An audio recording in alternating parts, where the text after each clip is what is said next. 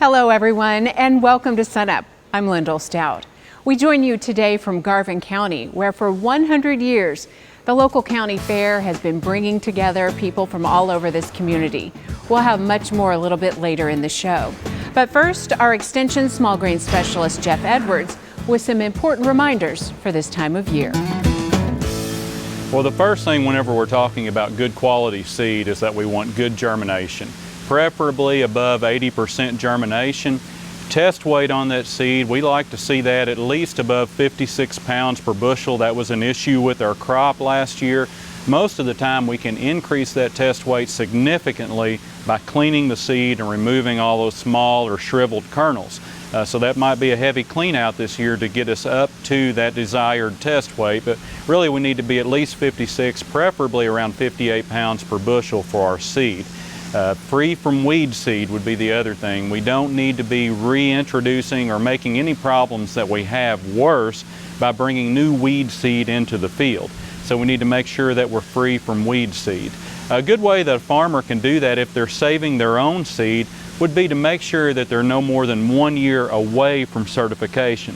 So if they intend to save seed in the coming year, they need to plant certified this fall, plant it in the interior of a field that's known to be weed-free, and save their seed from that area, and just remain no more than 1 year away from certification is just a best management practice if you're saving your own seed. In terms of planting time, this time of year it's a good idea to get a refresher on some of those seed laws. Talk about those.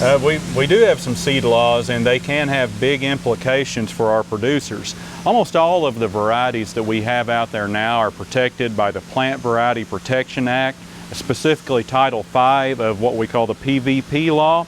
And that law states that the varieties can only be sold as a certified class of seed. Anything outside of that, what we typically call brown bagging, is a violation of the law. So just a few examples. I get a lot of calls on this. Trading truckloads of seed, well, that would be a violation of the law. Selling wheat seed for feed wheat and then planting it, that would be a violation of the law. The other thing that our producers need to keep in mind, most of the things you read in the paper and you look at violations are focused on the person selling the seed. The person buying the seed is also part of that transaction and is also in violation of the law. Anyone in the middle who knows what's going on in terms of using their scales, cleaning the seed, any of that, they can also be part of that violation and any lawsuit or legal action that occurs as a result of that violation of the law. So the main thing is, if you're purchasing seed, make sure that it's certified. Ask for the certification certificate to ensure that it is certified seed. Ask for the tag, as we say. A few things that might throw off a red flag or throw up a red flag for some of our producers. If someone's trying to sell you seed that already has Marshall rye or ryegrass in it, well, it's not certified if it has weed seed in it. So that should throw up a red flag for you immediately, and you might want to walk away from that deal. It sounds like the law casts a pretty big net in who it can include, and there can be penalties. Are there any exceptions, though? Well, producers can save seed to plant back on their own acres, their own operation for the PVP protected varieties indefinitely. So there's nothing to prevent you from saving the seed to plant back on your own operation, with one exception, and that is our Clearfield varieties. We have Double Stop CL Plus out there, and there is a utility patent on the gene that confers resistance to Clearfield herbicides in that variety. So since there's a utility patent on that gene, you have to purchase new seed every year. So you have to purchase certified seed of all Clearfield varieties every year. There's no planting back on your operation. And that's really just a good practice in general to make sure that any type of weed resistance issues you have, you're not planting them back on that field. We really don't want to go more than 2 years in a row of that technology on a particular field. Why do we need these laws on the books? Well, there are a few reasons. First of all, we need to protect that intellectual property. For instance, Oklahoma State has developed varieties. The taxpayers and the people of Oklahoma and the wheat farmers of Oklahoma have made a tremendous investment there, so it protects those varieties and prevents someone else from marketing those as non-OSU varieties.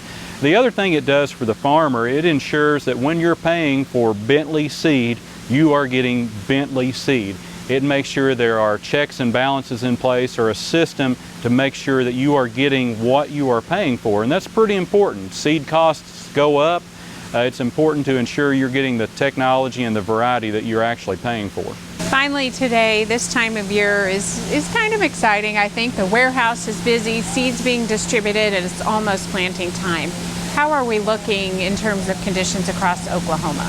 Well, there was actually, I think, quite a few drills that started rolling there around August 31st. We had some moisture in the central part of the state. Planting got started. Those were primarily acres that are going to be for graze out or only grazed by cattle. We're now in mid-September. It's time for the drills to get rolling on those dual purpose acres. There are a few drills going. I think people are kind of holding off to see what happens with our rain situation. The first moisture that we get from this point forward, though, I think we will be all drills, all hands on deck. Everybody's going to be planting, and that will continue through the end of October. Okay, Jeff, thanks a lot.